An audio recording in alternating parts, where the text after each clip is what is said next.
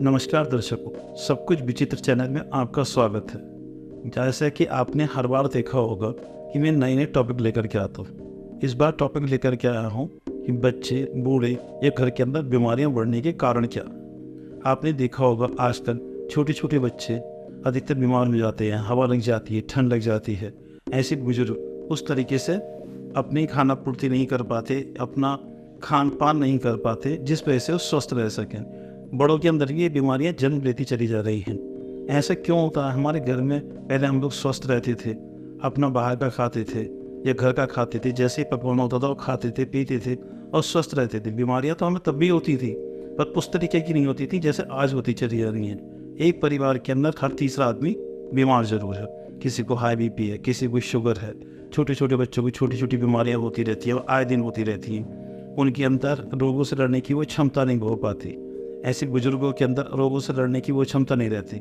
बुजुर्ग और बच्चे तो एक अलग चीज़ है, आजकल नौजवान भी आपने अधिकतर बीमारियों के शिकार देखे होंगे। इन बीमारियों का मेन कारण है कि हम ठीक प्रकार से अपनी दिनचर्या, अपना स्वास्थ्य, अपनी बहुत सारी ऐसी चीज़ें जिस पर ध्यान नहीं कर पाते, और हम लोग आयुर्वेदिक दवाइयों को छोड़ करके इंग्लिश दवाइयों की तरफ चले गए हैं। सिर में दर्द है, चलो इंग्लिश दवाई खा लो।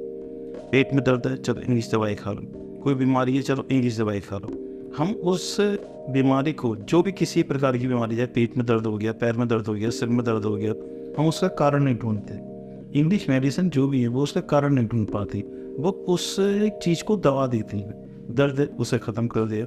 सिर में दर्द है तो हम एक गोली ले लेते हैं कि हमारे सिर का दर्द ख़त्म हो जाता है। हम कारण नहीं जानना चाहते कि सिर में दर्द क्यों है। उस कारण को हमने जाना नहीं, उस बीमारी को हमने वही दबा दिया।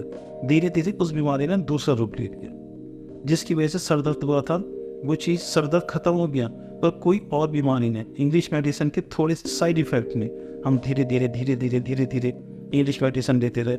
आप कहीं भी देख लेना, चेक कर लेना, इंग्लिश मेडिसिन का चाहे जरा सा असर हो, साइड इफेक्ट जरूर होता है। आपने हर चीज़ के अंदर इसे गौर करा होगा, न्यूज़पेपर में ये चीज़ आती ही रहती है। आयुर्वेद से हम दूर होते चले जा रहे हैं। सबसे पहले हमें अपने शरीर की सफाई करनी चाहिए।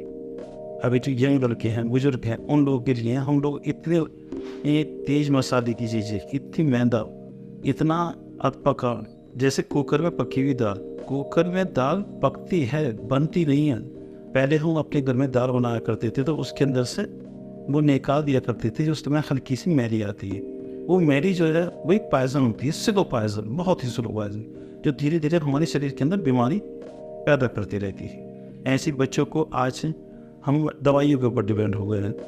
डॉक्टर ने कहा इसे बच्चे को ये दवाई दे दो, इसे ये कर दो, इसे ये विटामिन के इंजेक्शन देंगे, इसे ये विटामिन की गोलियां खाने को मिलेंगी, इसे ये दूध में मिला करके दे दो।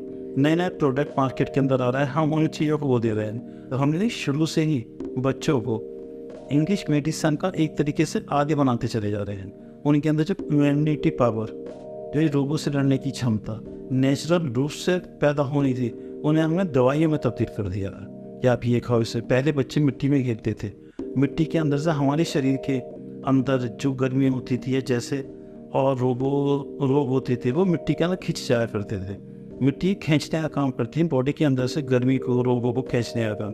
आज हम अपने बच्चों को मिट्टी के संबंध से बिल्कुल ही दूर कर दिया है। इससे केवल बच्चों को मोबाइल दे दिया, साफ फर्श है उसके अंदर बच्चे वो कर रहे हैं, खेल रहे हैं। अपने घर के अंदर कोई ऐसा मिट्टी का वही नहीं है जो मिट्टी की टच में वो लोग चाहे। हम बच्चों को और अंदर वीडियो गेम खेलने के लिए दे देंगे, लूडो खेलने के लिए दे देंगे, पर उन्हें आउटडोर गेम खेलने के लिए बिल्कुल भी प्रोत्साहित नहीं करते, क्योंकि उसके लिए हमारे पास भी वक्त नहीं है जो हम बच्चों को प्रोत्साहित कर सकें। बच्चों के मैदान में ये खेलो, वो करो। आप खुद ही देखो, जो बच्चे स्पोर्ट्स के अंदर अच्छे होते हैं अपने स्कूल में, या जो बच्चे शुरू से ही बच्चे खेलते कूदते हैं, उनके अंदर रोगों से लड़ने की क्षमता ज़्यादा होती है।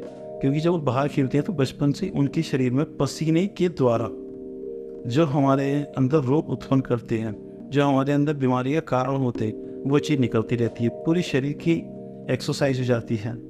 बच्चों को पहले आयुर्वेद की कुछ चीज़ें बड़े आराम से दी जाती थी। चलो आज बच्चे को ये खिला दो, अब थोड़ा सा स्वागत बना हुआ है ये डाल दो इसके मुँह में, खाने के बाद ये है, इसे इस तरीके से कर दो। पर आज हम आयुर्वेदिक चीज़ों से बिल्कुल ही अलग हो गए। हमने इंग्लिश मेडिसिन उनके हाथ में थमा दी। ये बड़ों का, यंग है, उन्हें पता नहीं चलता, क्योंकि उस उम्र में ताकत ज़्यादा होती है। हमने आयुर्वेद के अनुसार जो खाने का तरीका था वो सारे तरीके ही चेंज कर दिए। अपनी सुविधा अनुसार हमने वो तरीके कर लिए। क्या करते हैं, सुबह उठे 2 ब्रेड पीस खाए, 1 कप चाय ली या हल्का सा दूध लिया और घर से निकल गए। दोपहर में रास्ते में जो कुछ भी ना हो वो हमने खा लिया, और रात में जब घर के अंदर आए तो भरपेट खाना खाया और खाने के बाद सो गए। ये बिल्कुल ही उल्टा कर दिया। हमें सुबह के टाइम भरपूर खाना खाने के घर से निकलना चाहिए। जब हम घर से निकलते हैं तो हमारे इस शरीर के अंदर पूरे दिन का वक्त मिलता है कि उसे हजम कर सके। उसके बाद दोपहर में थोड़ा हल्का खाओ और रात में बिल्कुल ऐसा खाओ कि लिया नहीं लिया। इस पर यंग बुलेट की भी गलती नहीं है, उनके पास वक्त ही ऐसा नहीं बचा है। पर वक्त तो हम लोगों को अपने आप को स्वस्थ करने के लिए खुद ही निकालना पड़ेगा, खुद ही अपने नियम बनाने पड़ेंगे। नियम उसा बनाओ तभी तो आप स्वस्थ रहोगे। आज भी कहते हैं उससे हमारा बच्चा साग नहीं खा सकता, हमारा बच्चा उसकी रोटी नहीं खा सकता, ये नहीं कर सकता। क्यों? बच्चों की कमी नहीं है, हम लोगों ने ही उन्हें बना के नहीं खिलाया तो खाएंगे कहाँ से? आप लोगों को ये बात मेरी बुरी लगेगी कि हमने तो बना के खिलाया नहीं, हमने उसे बना के कब खिलाया? जब वो उस स्वाद से बहुत दूर हो गया। हमने उसे कब दिया? 16-17 साल के उम्र में। क्या उसे 7-8 साल के उम्र से खिलाना शुरू नहीं कर सकते? फिर हम कहते हैं हमारा बच्चा तो ताकत की चीज़ खाता नहीं है। इसमें हम लोगों को भी अपनी तरफ ध्यान देना पड़ेगा। घर के अंदर बीमारियां होती हैं, हमारे घरों के अंदर हवन नहीं होते। ये आपको चीज़ अजीब लगेगी, हवन जो होते हैं पुराने लोग हवन करा करते थे।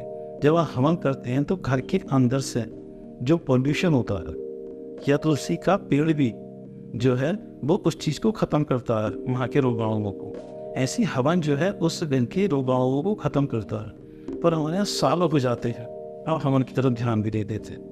ये मैं बता रहा हूँ आपको, ये रोग ना हो इसके कारण बता रहा हूँ, जिससे रोग कम रोग तो होंगे। जैसा हमने बॉडी खाया है, जिस तरीके से हमने खाया है, ये जो मान में चल रहा है, रोग तो हमें होंगे। पर रोग जब कहाँ 10 होते थे, फिर रोग हमें 2 हैं, क्योंकि हम अपनी जगह साफ कर चुके होंगे।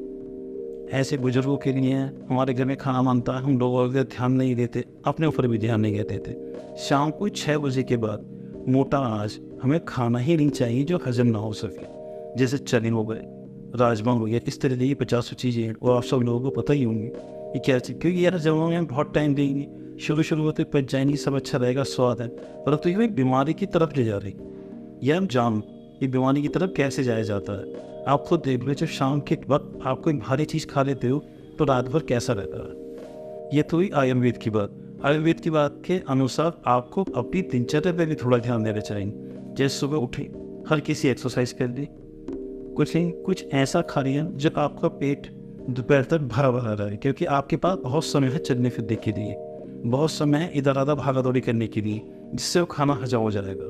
फिर आपने दोपहर को खाया, क्योंकि आपके पास शाम तक का वक्त है उस चीज़ को हजम करने के लिए। वो आपके शरीर को ताकत देगा, एनर्जी देगा। परंतु रात को जो आप खाओगे वो आपको बीमारी देगा। बीमारी इसलिए देगा, आपने भारी चीज़ खा दी। भारी चीज़ खाने के बाद 90% लोग रात तक इतना थक जाते हैं अपनी बाहर दौड़ की लाइफ से, अपने काम से, कि उन्हें फिर टहलने का या इधर जाने का दिल नहीं करता। जो घूमते हैं वो बहुत बढ़िया है, वो उसे कम से कम थोड़ा बहुत एडजस्ट करने की कोशिश करते हैं। परंतु जो लोग घूम भी नहीं पाते, वो घर के अंदर ही रहते हैं, वैसे ही सो जाते हैं, तो उन्हें अब तो नहीं 6-7 महीने बाद, साल 2 साल बाद बीमारियाँ उत्पन्न होनी शुरू हो जाती हैं। फिर हम लोग ये सोचते हैं बीमारियाँ हुई क्यों, कहाँ से हुई? हम तो कुछ ऐसा खाते ही नहीं, हम तो घर का ही खाते हैं। मेन कारण ये है, हम घर का तो खाते हैं, पर खाते किस तरीके से? खाने में बुराई नहीं है, हम खाना बहुत बढ़िया से बढ़िया खाते हैं, पर खा किस तरीके से रहे? जैसे कि एक उदाहरण के तौर पे कहना चाहूँगा, अगर आप कोई भी मेडिसिन खाली पेट सर दर्द की खाते हो या बुखार की खाते हो तो नुकसान ही देगी, क्योंकि तरीका गलत। ऐसे ही जब हम खाना खाते हैं उसे उस तरीके से खाओ जो खाने के तरीके है। हो सकता है आपको मेरी बात कुछ समझ में आई हो या अच्छी लगी हो, उसके लिए धन्यवाद। अगर आपको हमसे कोई क्वेश्चन पूछने हैं या अपनी कोई सलाह देनी है तो आप हमसे इंस्टाग्राम के माध्यम से पूछ सकते हैं, और लिंक डिस्क्रिप्शन में दिया हुआ है। हरे कृष्ण।